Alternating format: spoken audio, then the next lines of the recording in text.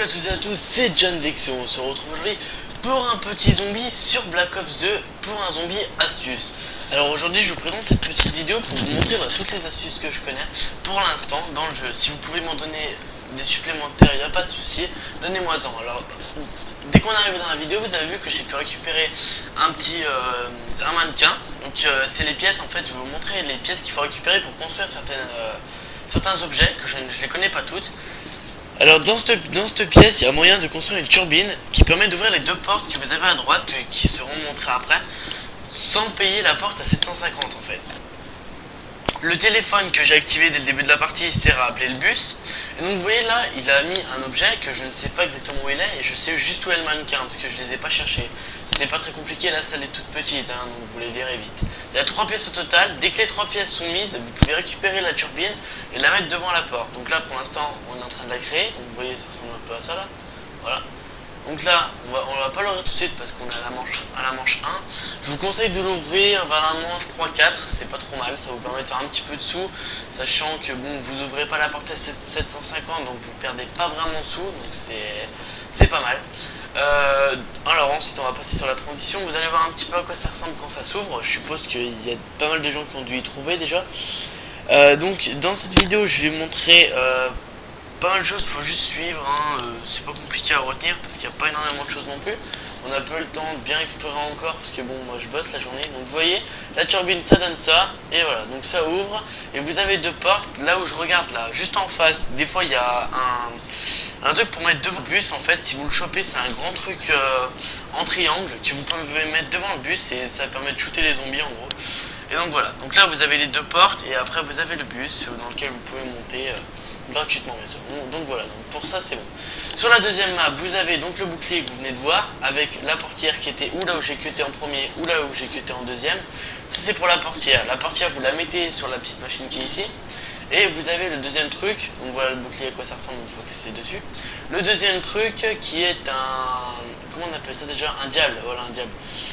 Qui est un diable il me semble, que l'on peut trouver dans l'angle que je vais vous montrer maintenant. Voilà, dans cet angle.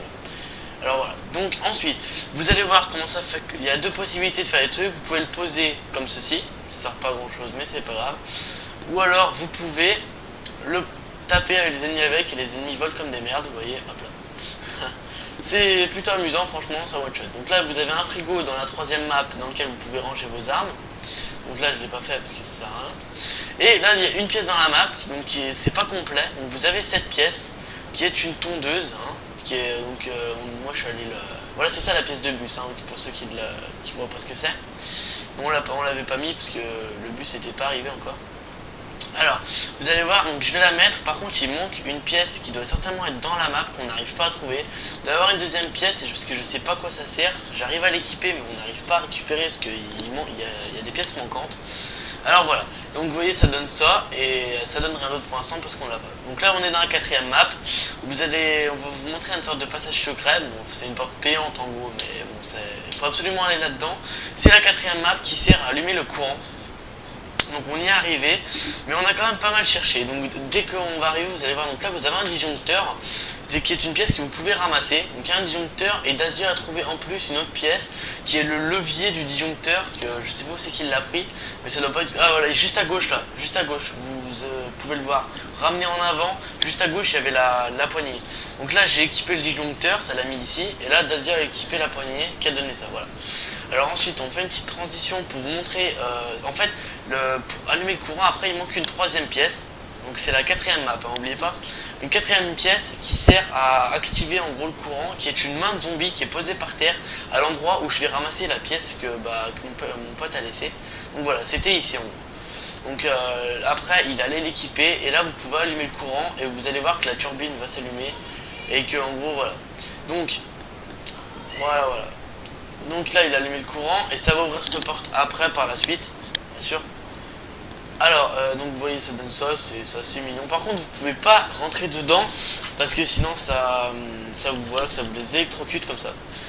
On n'a pas fait beaucoup de manches malheureusement, je trouvais pas ça intéressant de mettre le zombie en entier. Parce que tout simplement on a surtout beaucoup cherché, donc il y a des moments où on sait qu'on passait 10 minutes à chercher au même endroit dans la map, donc ça aurait pas été intéressant pour vous.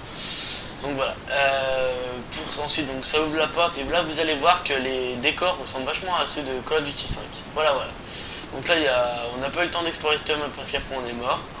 Donc si j'ai le temps d'aller plus loin, je récupérerai et j'y rajouterai en faisant astuce numéro 2. Voilà, merci à toutes et à tous et puis ben bye, à la prochaine, merci.